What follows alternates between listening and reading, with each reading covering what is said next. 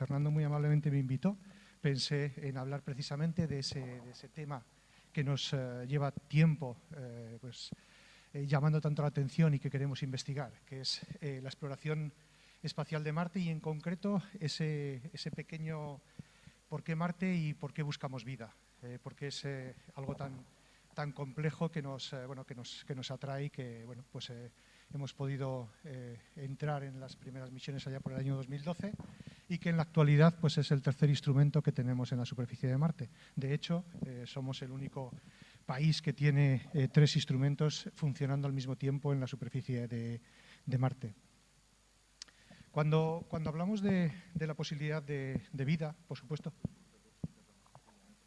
Vale, pues es mucho mejor porque es bastante más cómodo. Si me permiten quitarme la mascarilla, como estoy alejado de todos ustedes, creo que puedo hacerlo.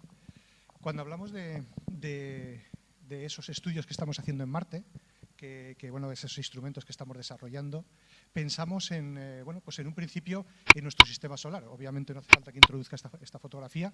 Es nuestro sistema solar con nuestra estrella y con la serie de planetas que forman lo que conocemos como los planetas interiores y los planetas exteriores. La Tierra está situada aquí, justo en este punto, y esto es lo que conocemos por acuerdo un poco internacional, conocemos como una unidad astronómica. Cuando hacemos mediciones en el espacio, llamamos una unidad astronómica a la distancia que hay entre la Tierra y nuestra estrella, el Sol. Entonces, en un principio pensamos que, obviamente, por lo que como conocemos bien nuestro sistema solar, sabemos que creemos que solamente hay vida en este caso en nuestro planeta. Aunque pensamos que pudo haber, debido, como hablaré posteriormente, en esta zona, es una zona donde fue estable la presencia de agua, allá cuando se empezó a formar el sistema solar, estamos hablando de unos 5.000 millones de años, se formó este sistema solar, pero hay un par de lunas aparte de Marte, que tuvo presencia de agua, que no hemos podido confirmar con las misiones anteriores, como veremos a continuación.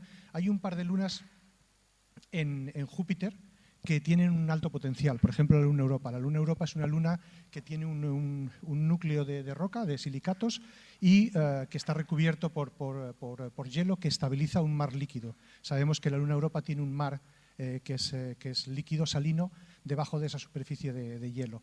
Es un cuerpo, por tanto, que tiene un alto potencial, porque como hemos visto a lo largo y ancho de nuestras experiencias, probando nuestra tecnología en los lugares del planeta Tierra donde hemos ido, sitios muy, muy extremos, hemos podido comprobar que allá donde hay agua hay vida. Es el único elemento sine qua non, hay que acompañarle con otra serie de otros parámetros que también influyen, pero sin el cual es imposible que se pueda desarrollar la presencia de vida.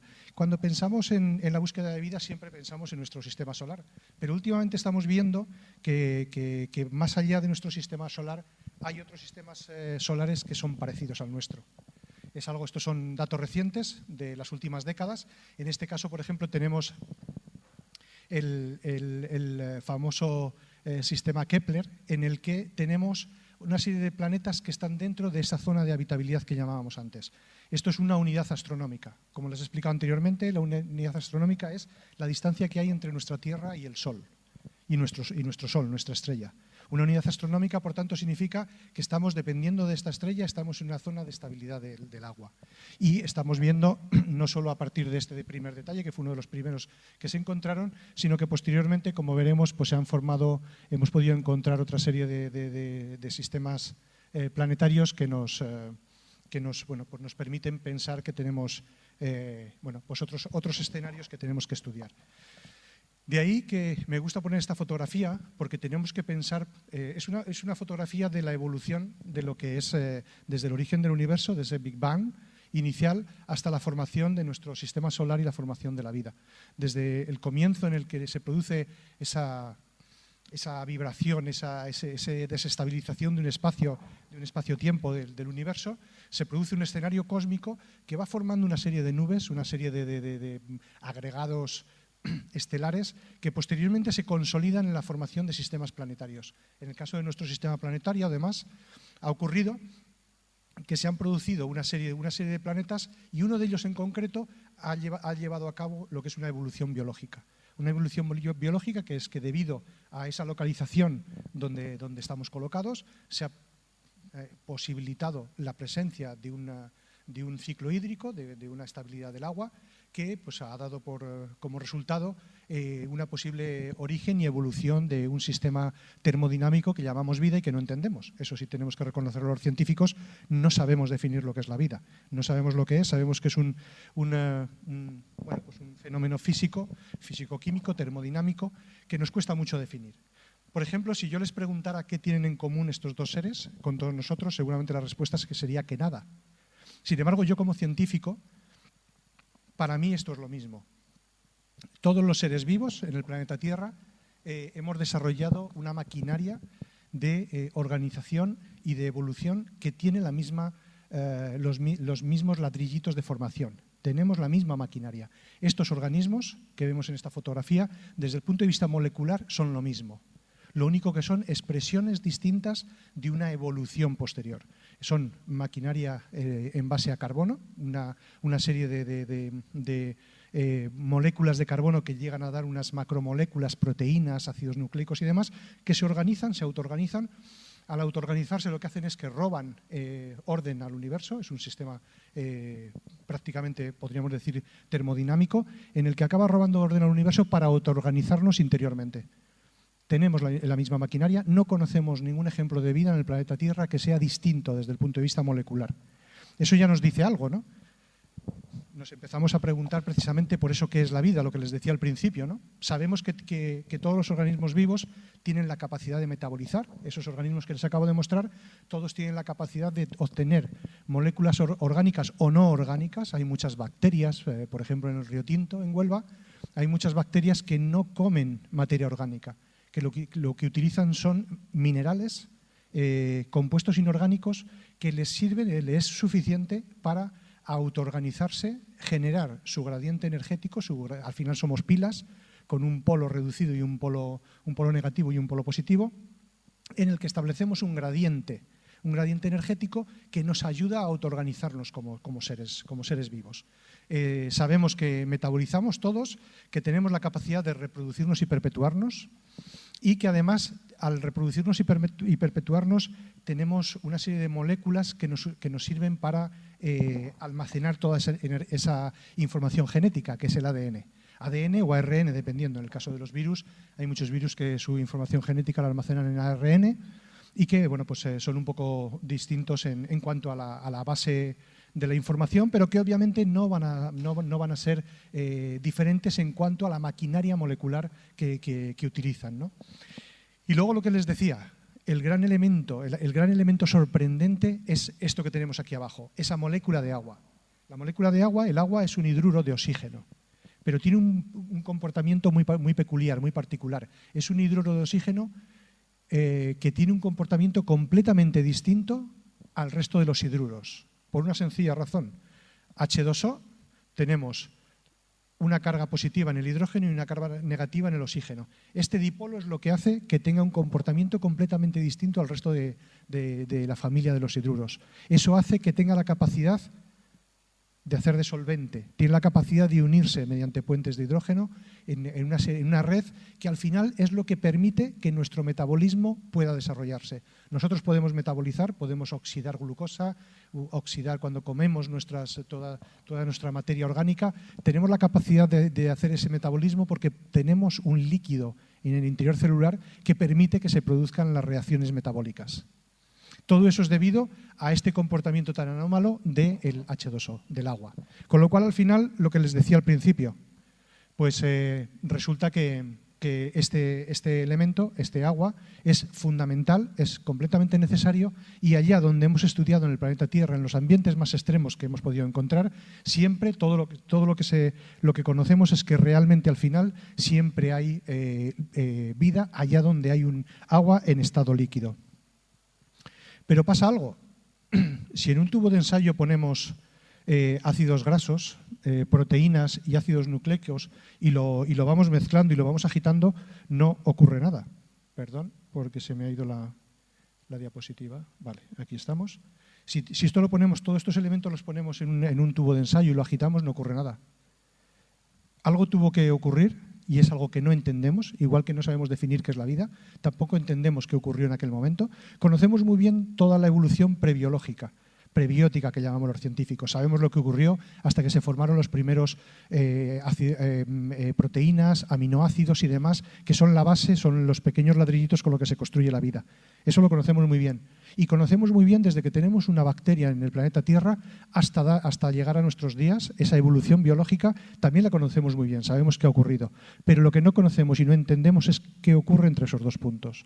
En el momento en el que se produce esas primeras moléculas orgánicas, hasta que se suma, sabemos que el todo es mucho más que la suma de las partes.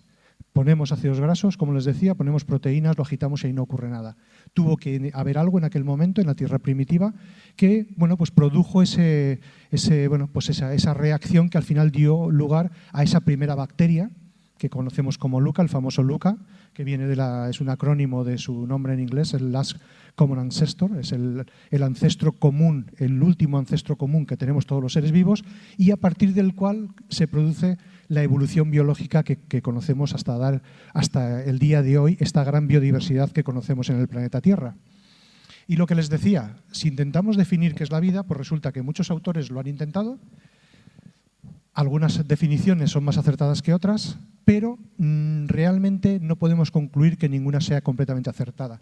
A mí las que más me gustan son las que he puesto en esta diapositiva. Por supuesto es Schrödinger. Schrödinger fue un físico que se aproximó a la biología y que pues permitió que la interacción entre esa física y esa biología produjo unos grandes avances del conocimiento para entender un poquito más de este proceso físico-químico que llamamos vida. Él dijo que es todo aquello que consigue evitar caer en el equilibrio, y es una definición muy acertada. Hay muchos elementos que, por ejemplo, el fuego, pues tiene una capacidad de reproducción, tiene una capacidad de estabilización, de crecimiento, etcétera, etcétera, pero sabemos que no es vida. Y tenemos los ejemplos de los virus, por ejemplo, que ahí dudamos.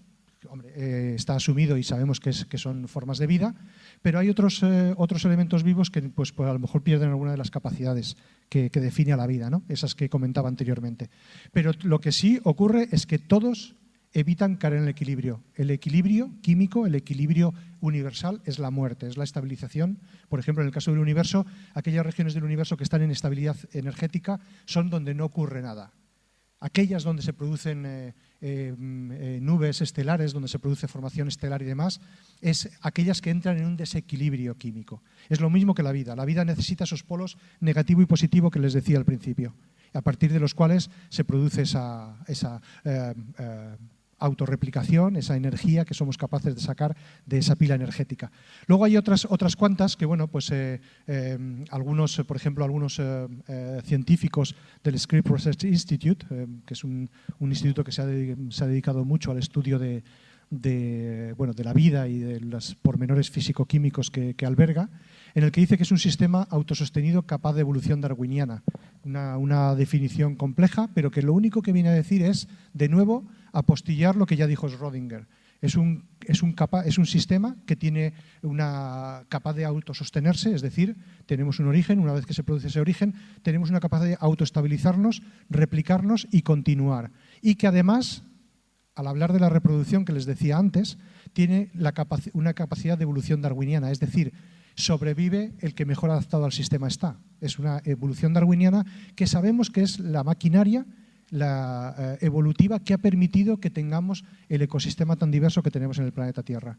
Somos como somos por esa evolución darwiniana. La diferencia entre esa abeja que veíamos en la foto y la flor es que debido a una distinta evolución darwiniana de esos dos elementos han conseguido la misma maquinaria molecular, la misma maquinaria celular, lo que ha conseguido es una adaptación morfológica distinta para colonizar distintos ambientes. Pero la maquinaria interna es la misma. Y de nuevo, pues lo que decíamos, ¿no? Los seres vivos sabemos que necesitamos energía, que crecemos y nos desarrollamos, tendemos a ser más complejos, nos reproducimos y respondemos al entorno. Eso es lo que sabemos realmente que tenemos todos los seres vivos. Cuando miramos esos elementos moleculares, esos elementos a partir de los cuales están formadas todas las formas de vida en el planeta Tierra, todas las células, nos encontramos con la tabla química. Tenemos casi de todo. Hay algunos elementos que no tenemos, pero fundamentalmente somos maquinarias complejas en base a carbono, que es el elemento que constituye nuestras proteínas, nuestras células y demás. Y muchos de la tabla periódica. Cuando estudiamos el origen de esos elementos, nos damos cuenta que todos ellos proceden de la evolución, menos estos últimos que son los que no forman parte, que son los artificiales, hechos por el hombre, no forman parte de los seres vivos. Los demás se producen de forma natural en el universo y los encontramos a lo largo y ancho del universo. Están distribuidos por todo el universo. Al igual que el elemento líquido, el agua. El agua está completamente distribuido en las nubes interestelares, en los cometas, en forma de hielos y demás, está distribuido por todo el universo. Con lo cual tenemos un proceso físico-químico, termodinámico, complejo, que no entendemos bien, que empezamos a comprender un poquito más de él, que sabemos que en el planeta Tierra ha tenido éxito y se ha distribuido y que se forma de una manera que requiere elementos que están distribuidos a lo largo y ancho del universo. Por eso, mis dos fotografías del principio, nuestro sistema solar, siempre pensamos cuando buscamos vida, pensamos en nuestro sistema solar, pero algo que tenemos que tener claro es que todos los sistemas solares que estamos empezando a vislumbrar a través de distintas misiones espaciales tienen sistemas planetarios que son parecidos al nuestro.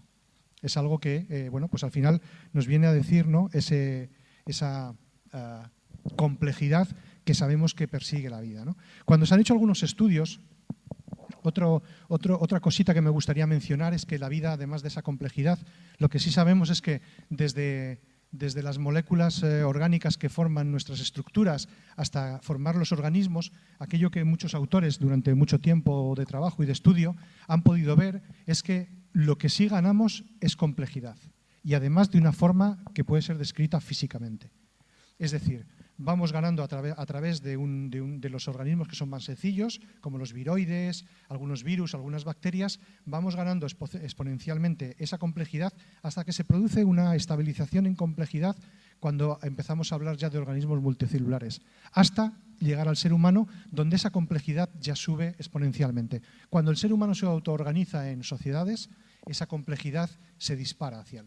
Con lo cual es un sistema autoorganizativo que a medida que gana complejidad ha llegado el momento que tiene la capacidad de la autoconsciencia, ¿no?, con el caso del ser humano, ¿no? Y lo que les decía, el concepto del agua en el estado líquido, necesitamos durante ese elemento para que se desarrolle la vida. Por los estudios que llevamos hechos, sabemos que necesitamos la presencia de agua. Por eso la NASA, desde sus primeras misiones, ya hace un par de décadas, cuando empezó a introducir el elemento astrobiología y el elemento búsqueda de vida, tuvo durante un par de décadas la máxima que comunicaba en todos los medios de comunicación que el follow the water, la búsqueda de vida era el follow the water, busca del agua. Por eso durante muchos años las misiones con destino a otros planetas, en este caso concreto el más próximo que tenemos es Marte y donde estamos más implicados, con rovers desarrollando estudios, al final encontramos que esa máxima, ese intento de buscar si pudo haber un origen de la vida también en el planeta Marte y si puede haber algún resto, que podamos encontrar algún resto, lo cual nos sería muy útil porque tendríamos un segundo ejemplo de eso que no conocemos. Es como si intentamos trazar una línea sobre una gráfica. Con un solo punto es muy difícil trazar, es imposible trazar una línea. Para trazar una línea con una gráfica necesitamos 2 puntos al menos. Entonces, si encontráramos ese segundo ejemplo de vida, nos ayudaría mucho a entender. Pero lo que sí sabemos es que como necesitamos el agua, necesitamos buscar ese entorno que permita ese sistema de agua líquida. Y sabemos que lo fundamental es el sol. Nosotros tenemos agua líquida en nuestro planeta por el tipo de sol que tenemos, la energía que nos llega y la distancia entre la Tierra y el Sol. Eso ha hecho que entremos en un sistema estabilizado de estabilización que ha producido una atmósfera, una presencia de atmósfera con una presión concreta que al final es fundamental, esa presión atmosférica, es la gran diferencia con Marte, como veremos posteriormente, y que al final nos permite que el agua se encuentre en estado líquido. Y de ahí llegamos ya por fin a lo que conocemos como la zona de habitabilidad. La zona de habitabilidad es la zona en un sistema solar, en un sistema planetario, con la estrella y con los planetas en esta representación, en función del tipo de estrella, del diámetro que tiene y de la energía que produce, se produce una región del espacio, esa banda azul, donde el agua es estable en forma líquida. Eso es lo que conocemos como zona de habitabilidad.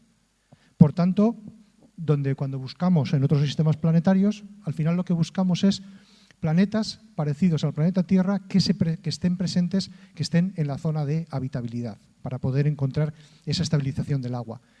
Y ahí es donde tengo que mencionar que en este momento, en la zona de habitabilidad, en nuestro sistema planetario solo se encuentra la Tierra. Pero eso es ahora. Cuando el sistema solar se formó, en los comienzos, dentro de esa zona de habitabilidad estaba tanto Venus como Marte. Y además lo hemos podido confirmar porque, por ejemplo, con Curiosity, algunas fotos de las que les mostraré, hemos podido determinar con Curiosity que el lugar donde caímos, donde estuvimos estudiando la superficie del cráter Gale en Marte, sabemos que hubo un lago. Hubo un lago, un agua líquida que se depositó sobre un impacto de un meteorito que formó un cráter y que después formó un lago. Y lo mismo, ese mismo ejemplo es lo que hemos, a la hora del equipo que al final decidimos dónde iba a aterrizar Perseverance en la misión Marte 2020, que llegamos el 18 de febrero de este año a Marte. Lo mismo, hemos elegido el sitio en función de esas características. Busquemos piedras muy antiguas de la época en la que sabemos que Marte fue habitable, y que además en un entorno, piedras antiguas de esa época, en un entorno donde tuvo que haber agua. Y por eso hemos ido a G0. En G0 creemos que también que se presentan unas condiciones en las que podemos decir que hubo un entorno acuoso, que hubo un entorno de presencia de agua líquida. Y los primeros resultados así lo están confirmando. Entonces, podemos decir que hemos conseguido ratificar en primer paso con Curiosity, con la misión MSL de 2012, que todavía sigue en curso, todavía seguimos estudiando la zona del cráter Gale, hemos podido confirmar que fue un entorno que tuvo presencia de agua líquida. Y lo mismo si nos vamos hacia los planetas extrasolares. En los últimos años, desde 1995, con aquel primer report de Kellogg y del profesor Mayor, cuando comunicaron que habían encontrado el primer exoplaneta, en aquel momento pudo ser posible porque era un gigante gaseoso, por la tecnología que utilizaron para poderlo identificar, que fue la reducción del brillo de la estrella por transitación del planeta, pues encontramos que desde aquel entonces hemos ido cada vez afinando mucho más, con el caso de la misión Kepler, por ejemplo, hemos ido afinando mucho más la posibilidad de encontrar tamaños similares y órbitas alrededor de sistemas solares que se parezcan al planeta Tierra, ¿no? Y a día de hoy, bueno, a día de hoy no, a día de 2 de julio del 2020, habíamos reportado más de 3.000 sistemas planetarios con más de 4.000 planetas, con potencial de ser parecidos al planeta Tierra, en zonas de habitabilidad, ¿no? Con lo cual, al final, nuestro concepto va cambiando. Cambia mucho ese concepto, al final, cambia mucho respecto a lo que se pensaba hace unos años. De ese Marte, aquí represento precisamente esa zona de habitabilidad con la Tierra y Marte tempranos que estaban dentro de la zona de habitabilidad con posible presencia de agua, igual que Venus. Y pues nuestro concepto ha cambiado desde las primeras misiones hasta estas últimas en las que ya estamos involucrados, ese equipo español que les decía. Ha cambiado mucho nuestra idea sobre Marte. Al principio era una roca completamente seca, un desierto rojizo, no por el calor, eso sí tengo que decirlo, sino por la presencia fundamentalmente de hidróxidos de hierro. Marte es el planeta rojo porque sus rocas son de color rojo debido a la presencia de hierro. Tiene muchísimo hierro en estado oxidado y, como saben, como bien conocemos en Río Tinto, por ejemplo, existe mucho hierro oxidado que da ese color rojo a esas rocas, ¿no? Entonces sabemos, precisamente por esos comienzos, sabemos que el potencial de vida en Marte fue habitable, se parecía mucho al planeta Tierra, lo que pasa que después tuvo un destino muy diferente. El diámetro de un planeta y del otro son completamente distintos. Marte es mucho más pequeño que el planeta Tierra. Eso ha hecho que tenga menor gravedad y al tener menor gravedad no ha podido retener esa atmósfera. El planeta Tierra, debido a esa gravedad y a esa retención de la atmósfera, ha estabilizado esa capa protectora de atmósfera que ha permitido la estabilidad del agua. Pero en el caso de Marte no ha sido así.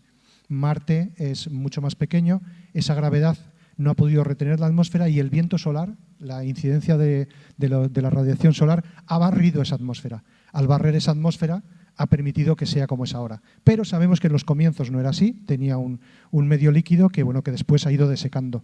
Y nuestra atracción por Marte, en el caso del ser humano, podemos remontarnos a los comienzos de nuestra cultura, de nuestra civilización. Podemos retornarnos a varios miles de años antes de Cristo, en la cultura egipcia, donde ya encontramos representaciones en las que se identifican determinadas estrellas y se identifican ciertos interés por la astronomía, porque siempre nos ha llamado la atención ese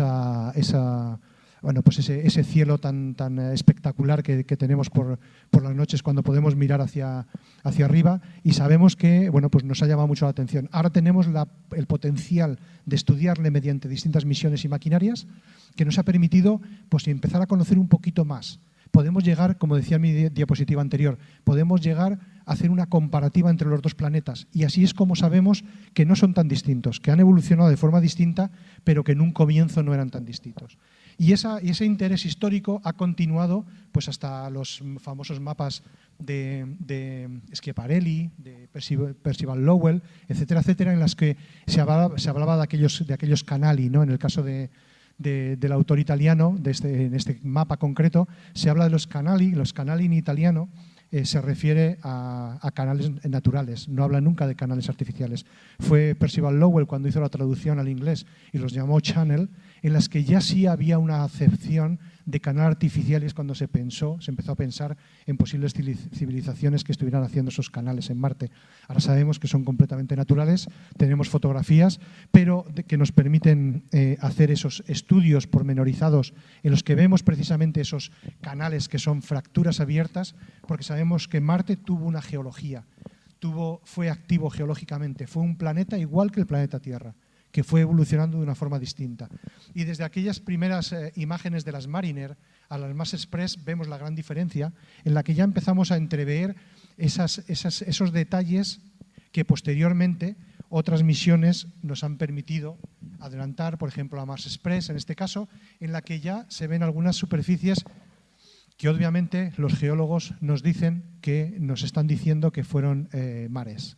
Fueron mares congelados, en este caso concreto, esta determinada zona es un mar congelado que fue rompiendo esas cortezas deposicionales de material sedimentario. Lo fue, como podemos ver en la foto, que posteriormente surgieron varios impactos meteoríticos que quedan ahí reflejados.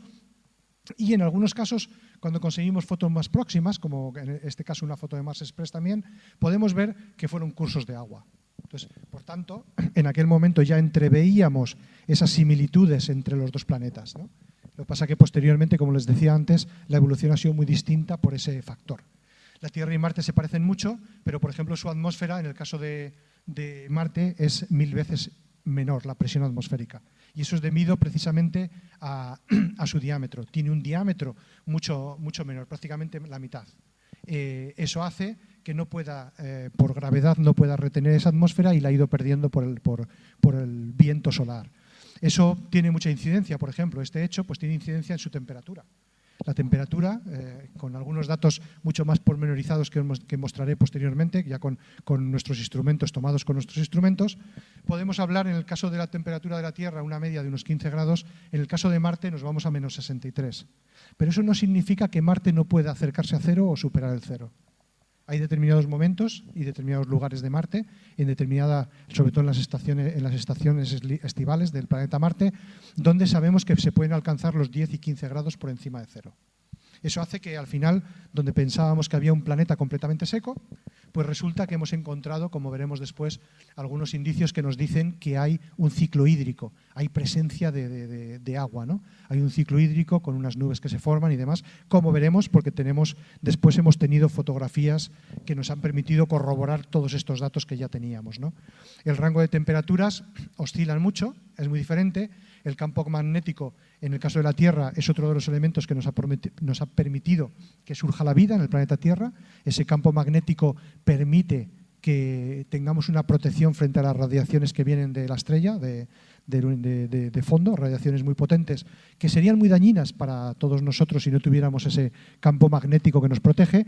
En el caso de Marte lo perdió, esa tectónica de placas de las que le hablaba al principio se fue perdiendo, de forma que ese campo magnético es mucho más tenue y, por tanto, no es inexistente, aunque se pensó que sí, pero no es inexistente, tiene campo magnético, pero son locales y muy débil. La fuerza gravitacional es como prácticamente 3 veces inferior y, bueno, las características, por ejemplo, en el caso de las características que describen la Tierra, podemos hablar del Sol y la lluvia. En el caso de Marte tenemos que hablar de tormentas de polvo. Es una zona, en la actualidad, es un planeta muy desértico, muy adverso, donde se producen grandes tormentas de polvo debido a esas diferentes presiones. Pero si vemos fotografías, vemos que son planetas muy parecidos. Esto es una fotografía real de Marte tomada con Curiosity. Entonces, por ejemplo, si hacemos esta comparación, vemos que no hay tanta diferencia. La única diferencia aquí son los árboles que vemos en la parte de arriba y el color del cielo, eso sí. Esa es la gran diferencia. Pero si vemos la geología, encontramos que las similitudes son muy elevadas. A ver, que quería hacerlo al revés. Vemos que las similitudes son muy elevadas. Esta segunda fotografía es Río Tinto. Es la zona del origen del tinto en el término municipal de Nerva, en la provincia de Huelva, donde encontramos esos gosan, esos óxidos hidróxidos de hierro, de férrico, esas deposiciones que vienen bueno, pues que en un principio se pensó que era un río contaminado, después a través de los trabajos que se desarrollaron por los microbiólogos se pudo demostrar que no era un río contaminado, que es un río natural bueno, que lo que sí ha dado, que sí permitió que muchísimas culturas se acercaran a hacer explotación minera en su área, en su zona, empezando por tartesos. Estamos hablando de civilizaciones de hace muchos años que posibilitó la presencia de un mercado de minerales en el Mediterráneo. De hecho, muchas de las espadas romanas se hicieron con hierro de Río Tinto. Entonces, todo eso hizo que, por supuesto, al final se asentara una explotación minera que le ha transformado, le ha modificado, obviamente, eso es obvio, pero el sistema es natural, fundamentalmente es debido a una capa de la faja pirítica ibérica que pasa por el subsuelo de esa zona y que ha posibilitado que haya un metabolismo quimiolitótrofo. Esa palabra tan extraña, quimiolitótrofo, significa come piedras. Son bacterias que tienen la capacidad de comerse las piedras. A partir de materia inorgánica, tienen la capacidad de oxidar esos elementos inorgánicos para desarrollarse, para ganar energía, para crecer y desarrollarse. Pero eso ha hecho que el río sea como es. Entonces, bueno, pues aquí ya les presento en este caso a Curiosity, que fue nuestra primera misión, que posteriormente hemos llegado con otras 2 misiones, con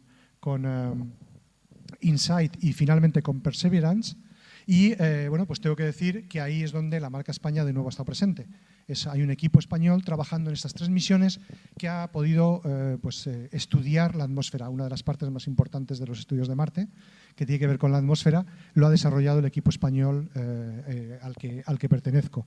Empezamos con REMS, Rover Environmental Monitoring Station, la estación de monitoreo ambiental del planeta Marte, que es el instrumento que pusimos a bordo de Curiosity, y hemos ido evolucionando con un parecido a REMS en el caso de InSight, y luego posteriormente el MEDA, que es un instrumento que ahora está a bordo de Perseverance, que hemos llegado este año y que seguimos haciendo el estudio de la interacción de la atmósfera con el subsuelo. Sí, vale.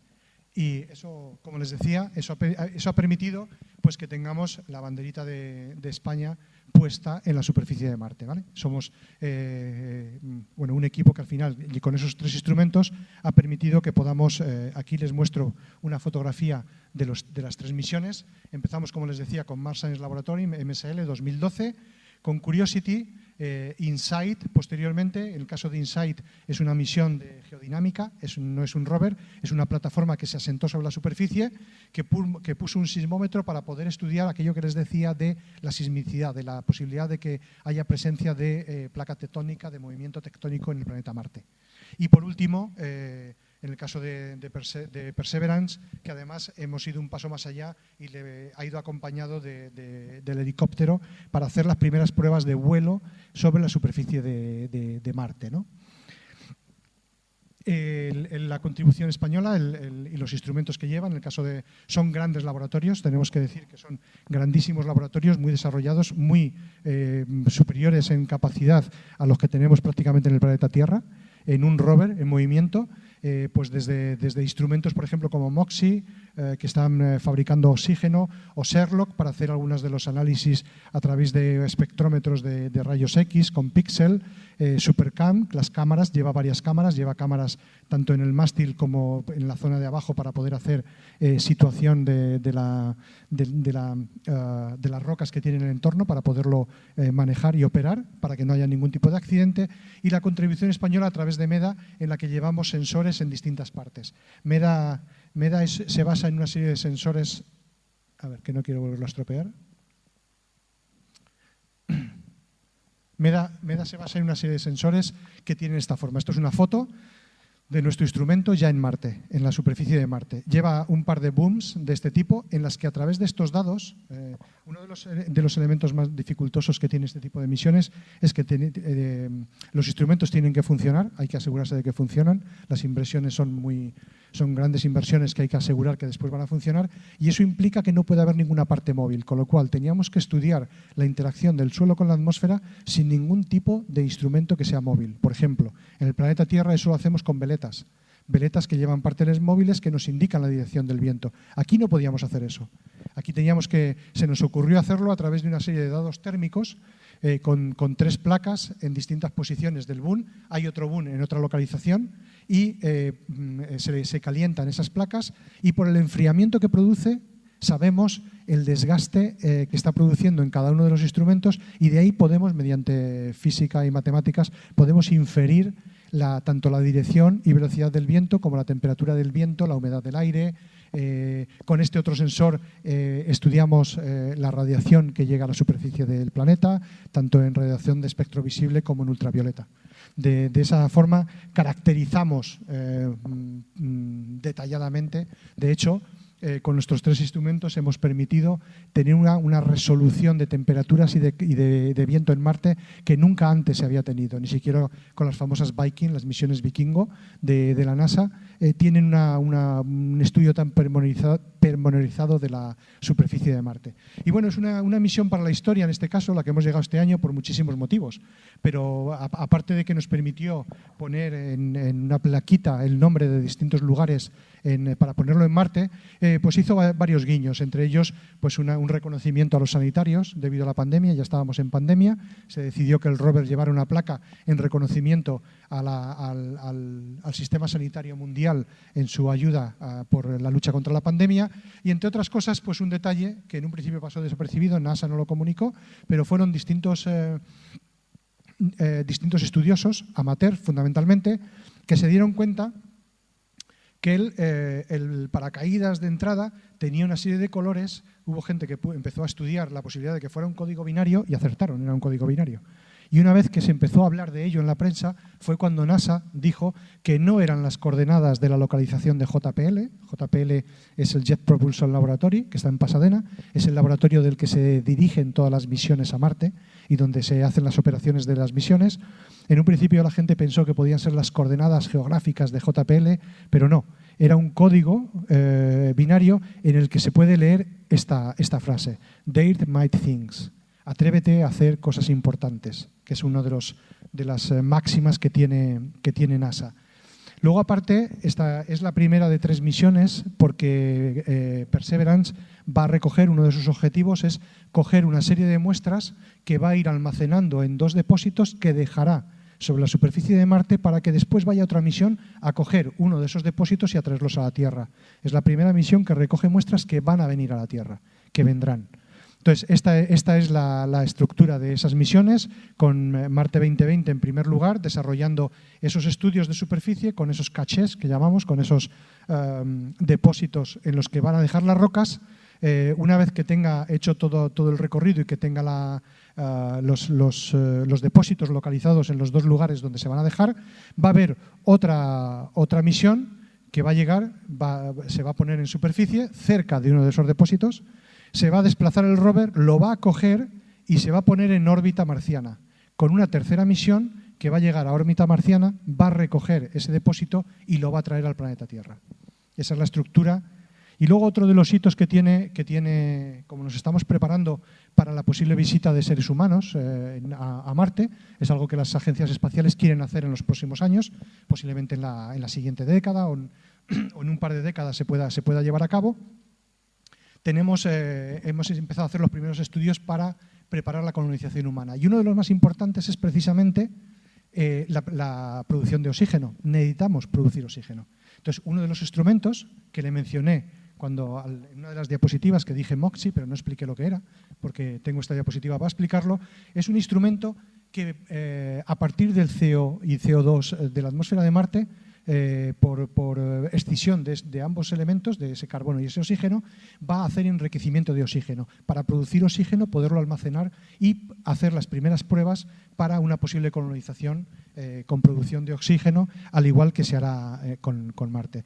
Y esta es la primera luz, lo que nosotros llamamos la primera luz, que es cuando esos 7 minutos del terror se ha producido, todos los ingenieros se ponen tan excitados con gritos y de alegría y demás, porque obviamente ha sido todo un logro, el rover envía una primera fotografía de la primera luz. Esta es la primera luz de Curiosity, en la que podemos ver, en este caso tenía muy poco peso porque es inmediata, es una foto que se envía de forma inmediata, pero al final lo que se puede ver es un poco la geología de la zona y que el rover se ha posado en buenas condiciones, boca arriba, con las patas hacia abajo, las ruedas hacia abajo en este caso, que no ha ocurrido nada raro, y ha podido empezar a trabajar, ¿no? Que es ya la confirmación de que finalmente pues, se ha producido en las mejores condiciones y que podemos empezar a trabajar con él. Los objetivos de estas misiones, como les decía, la NASA tomó los objetivos hace un tiempo del Follow the Water, pero con el tiempo pues, ha cambiado un poquito y se ha atrevido a ir un poquito más allá y se ha atrevido a mencionar algunos de los aspectos como estos de aquí, ¿no? Entonces, al final la misión de Marte 2020, que es la última, es la Perseverance, es la más evolucionada, tiene fundamentalmente unos objetivos geológicos de habitabilidad, estudio de habitabilidad, y tomar muestras que van a volver al planeta Tierra y prepararse para la exploración humana, como les decía. Eso es todo un reto tecnológico y eso hizo que al final fuéramos a un lugar determinado. Eso es por lo que les decía que al final se busca un lugar idóneo donde sabemos que pudo haber habido agua. Ahora hay que demostrarlo con el rover, pero en un principio, si se dan cuenta, este es el cráter G0, donde decidimos que se depositara y se decidió precisamente primero, porque aquí está el río Esbereva, que es una entrada de lo que creemos que fue posiblemente un desborde aluvial, y lo demuestra, por un lado, primero la morfología, el tipo de morfología, pero por otro lado, el tipo de estructura que se forma en la desembocadura. Se ve claramente que es un abanico aluvial, se ve que es un delta. Ese delta, aparte, tiene determinadas rocas que sabemos que pueden ser de origen sedimentario. Y además son tan antiguas como la época en que sabemos que la Tierra y Marte se parecían y que eran habitables ambos. Y no solo eso, sino que además hemos buscado, mediante imágenes de satélite, poder identificar determinados minerales. ¿Se acuerdan aquello que les decía de la pila? Una pila con una carga positiva y una carga negativa, un gradiente de energía. Aquí lo tenemos. En esta zona, en este abanico, hay un gradiente de energía. Hay una serie de minerales que están oxidados y reducidos. Es decir, está esa pila que pudo utilizar la vida para haberse desarrollado. Por tanto, tenemos todos los ingredientes. Esa fue la razón por la que decidimos ir a G0 y hacer todos los estudios que hemos ido haciendo. Entre ellos, pues, por ejemplo, hacemos el pronóstico del tiempo en Marte. Esto es desde la página web del Centro de Astrobiología, donde le decimos que la radiación está muy alta, que está soleado, que la temperatura del día, en este caso, esto es el parte meteorológico de Curiosity en el Sol 3253. Tenemos el rango de temperaturas, la presión atmosférica, la velocidad del viento y conocemos muy bien la atmósfera de Marte. Esta es la composición de la atmósfera de Marte. Es muy distinta a la de la Tierra en estos momentos. No lo fue así, pero ahora sí lo es. Fundamentalmente es prácticamente un 95% CO2, pero aparte lleva nitrógeno, argón, oxígeno, CO, pero también vapor de agua. Es decir, esos elementos que se han ido perdiendo todavía están presentes, aunque en muy baja proporción. Tenemos agua, tenemos oxígeno. Pues a partir de ahí es por lo que se hacen el resto de experimentos para poder determinar el poder producir oxígeno para una posible visita con seres humanos, ¿no? El rango de temperaturas que les decía, conocemos a Marte como el planeta rojo y no es porque tenga un exceso ni un defecto de temperatura, sino por su geología, porque sabemos que tiene muchos minerales de hierro, y lo hemos podido ratificar con nuestras medidas directas allí. Tenemos en el rango de la Tierra, tenemos este rango de temperatura. En el caso de Marte nos vamos desde los menos 140 grados centígrados hasta, como les decía, por encima de cero. Es decir, que hay un rango de temperaturas en las que en determinados momentos del año y en determinados lugares son del rango de temperaturas que ocurren en el planeta Tierra. Aparte de, por supuesto, de las nubes de polvo. Hemos podido determinar con nuestros instrumentos, estos son imágenes reales obtenidas hace poquito con Perseverance, con nuestro último rover, en el que se ve perfectamente un abanico de polvo. Hemos cogido con una imagen, con la cámara, y hemos podido ver que se producen abanicos de polvo, que hay una dinámica estelar y que se produce una dinámica atmosférica. Y no solo eso, sino que hemos podido determinar posible presencia de lo que pueden ser nubes. En un principio había muchas dudas. Se pensaba que Marte era completamente seco. Esta es la famosa foto de Viking. Viking en una de sus fotografías reportó la presencia de algo blanco sobre la superficie de las rocas. Obviamente no se le dio más importancia porque era impensable que pudiera haber un pequeño ciclo hídrico, presencia de agua en el planeta Marte. Con el paso del tiempo nos hemos atrevido a estudiar esas imágenes y hemos podido determinar que aquella famosa fotografía de Viking era escarcha de hielo. Se había producido en un amanecer, una deposición, una congelación, y había amanecido aquel día con una escarcha. En aquel momento realmente era retador. Otras imágenes de satélite se ven zonas donde lo que podría ser una posible presencia de nieblas, presencia de nubes. Como digo, muy controvertido, no se podía determinar hasta que llegamos con Curiosity. Esto es una representación de lo que es la presencia de humedad y la temperatura de la superficie de Marte, en este caso en el cráter Gale, porque esto se estudió la humedad relativa con Curiosity, y se puede observar cómo esa humedad relativa llega a saturarse. En el planeta Tierra, cuando llega invierno y se satura la humedad, se produce el rocío. Por tanto, con nuestro instrumento pudimos publicar el hecho de que estábamos saturando la atmósfera de Marte con humedad. Por tanto, esa foto de Viking sí que era posible. Se podía producir congelación y se podía producir una deposición de escarcha sobre la superficie del planeta. Y no solo eso, sino que después hemos llegado a poder tener presencia de fotografías. Y aquí las tenemos. Hemos podido captar esas nubes, cómo se desplazan sobre la superficie. Y no solo eso, con orbitadores, cambios morfológicos sobre ciertos impactos de cráteres, donde una pasada, por ejemplo, en 1999 de un determinado orbitador, donde en un principio, en un lugar donde no se veía nada, en un nuevo paso años después, se puede ver cómo ha habido un desbordamiento de algo. Es decir, que ese líquido elemento cada vez tenemos más claro que sí que existió y que podría seguir existiendo en el subsuelo. De forma que se pueden producir grandes avalanchas no voy a decir de agua en este caso, sino simplemente de salmueras, de soluciones ricas en sal, que acaban obviamente deshidratándose y evaporándose rápidamente.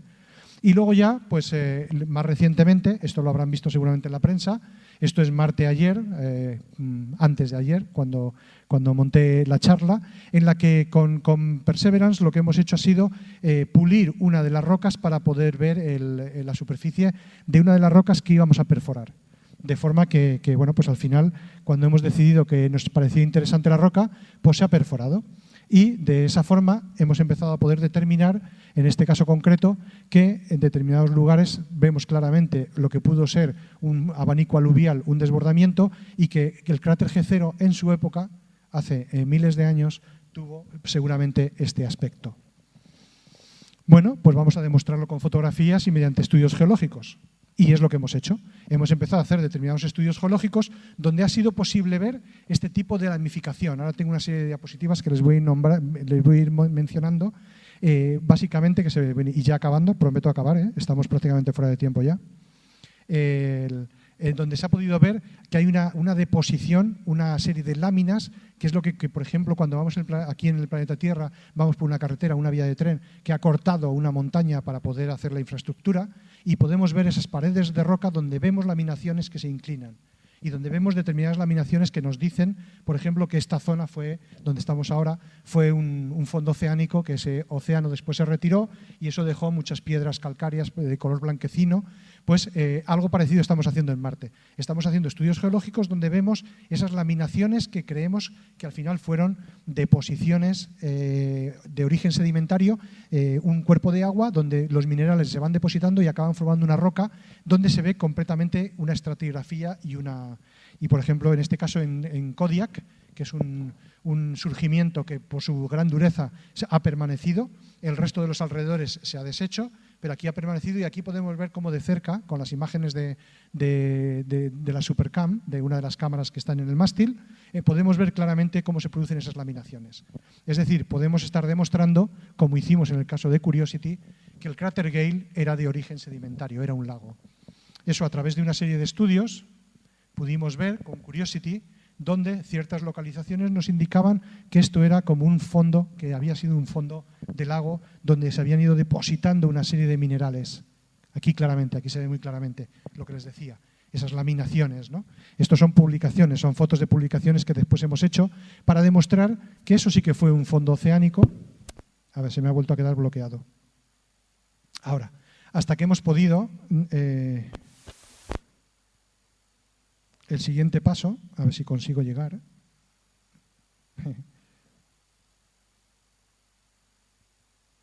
No le voy a tocar más porque ahora se pasará. Ahora.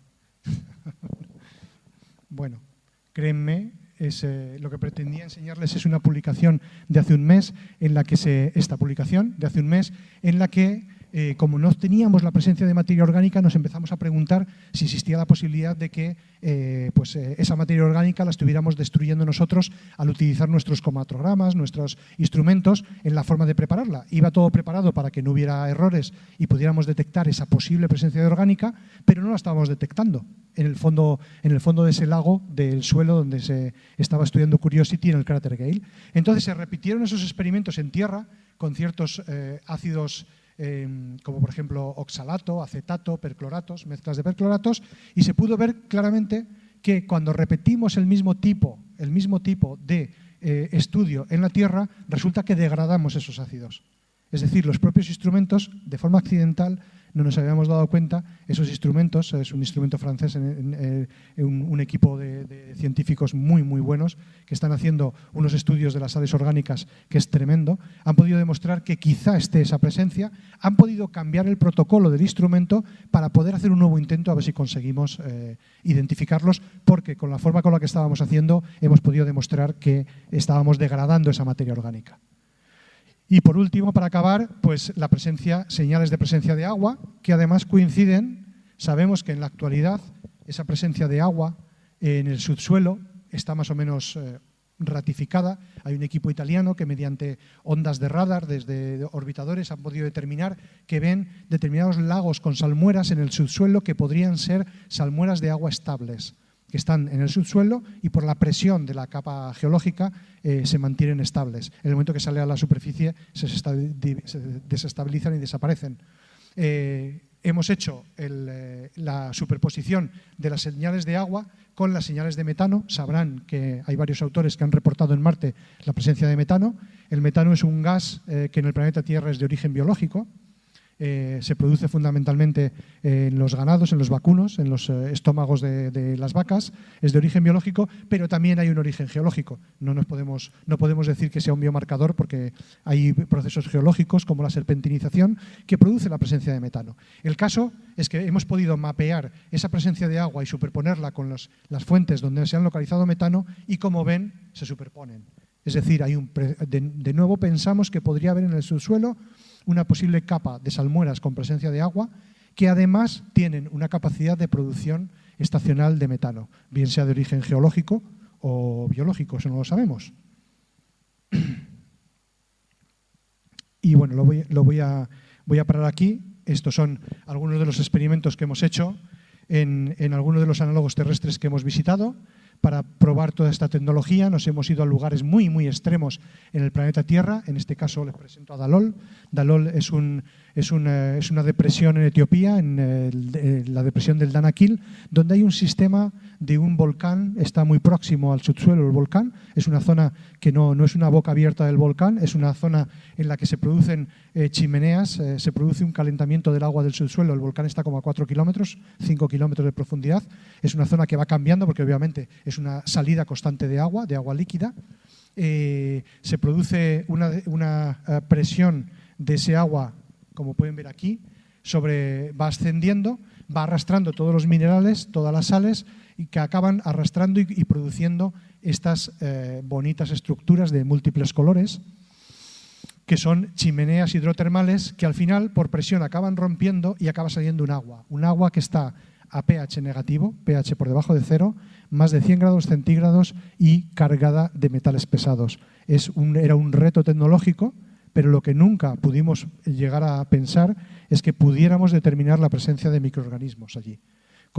Después, a raíz de los estudios de los instrumentos, vimos que había una serie de anomalías que nos parecían interesantes. Empezamos a hacer estudios de posible presencia de microorganismos y acabamos determinando y publicando la presencia de microorganismos ultra pequeños incluidos en las sales de Dalol. Es decir, de nuevo, la vida, ese proceso físico-químico que no entendemos, se agarra a un clavo ardiendo para poder sobrevivir en entornos completamente adversos.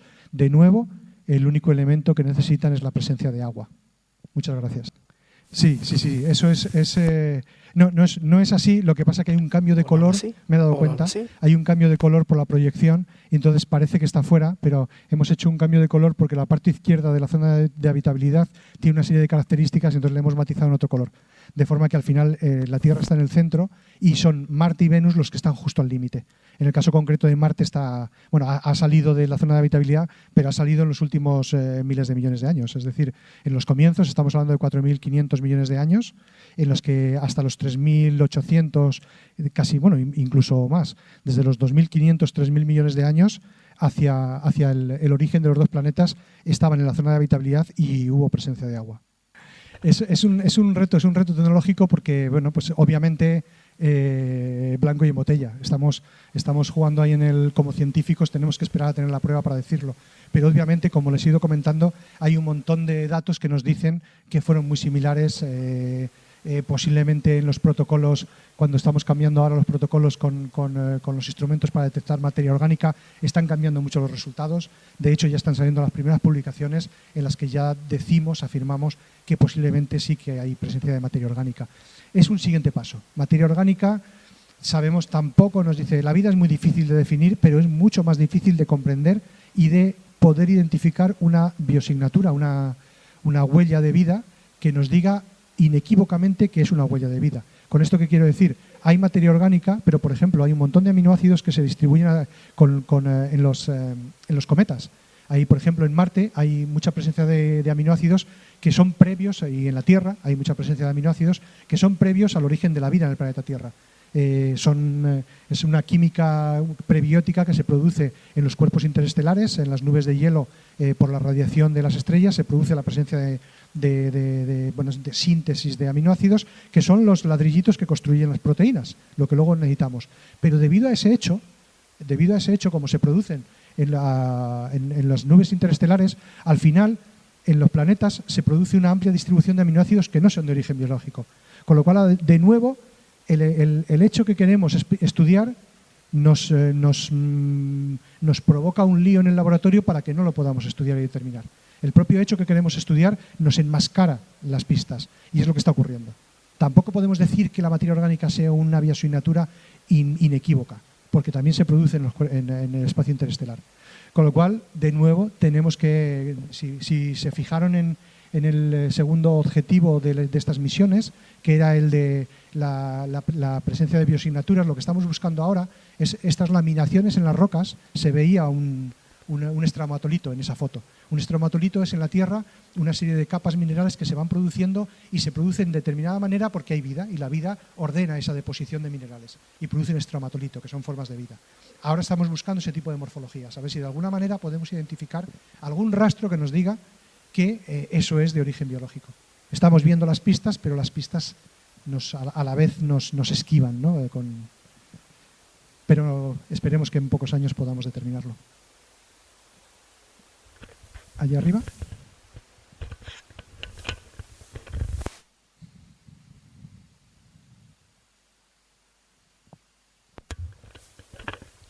Muy interesante la conferencia. Yo quería hacer dos preguntas. Gracias. Una pregunta es, entonces se necesitaría agua y atmósfera para que, aunque el ambiente sea ácido extremo, para que esos microorganismos puedan sobrevivir.